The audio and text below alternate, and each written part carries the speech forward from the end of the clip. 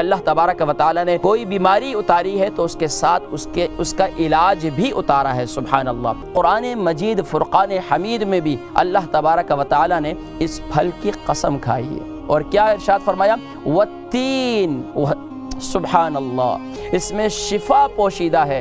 لیکن ایمان والے آج تو ماشاءاللہ برگر کھا رہے ہیں، آج تو ریسٹورنٹ کے اندر جو ہے مختلف قسم کی غذائیں کھا رہے ہیں، اور مختلف قسم کی آج جو ہے وہ ڈرنکس پی رہے ہیں، یعنی کہ جو حلال ڈرنکس کی بات کر رہا ہوں، یعنی کہ اس کا استعمال کر رہے ہیں، اور وہ سمجھتے ہیں کہ ہم نے بہت ہیلتھی فوڈ کھایا ہے، اور ہم نے بہت ہیلتھی فوڈ کھایا ہے، اور اس کے بعد جو ہے وہ سمجھتے ہیں کہ اب بہت زیادہ توانائی حاصل ہو جائے گی۔ تو ناظرین کرام، یقین جانیے یہ جو تین ہے، یہ جو انجیر ہے، سبحان اللہ، اس کے بہت زیادہ فوائد ہیں۔ اللہ کے نبی صلی اللہ علیہ وسلم نے ارشاد فرمایا کہ سبحان اللہ، یہ جنتی پھل ہے۔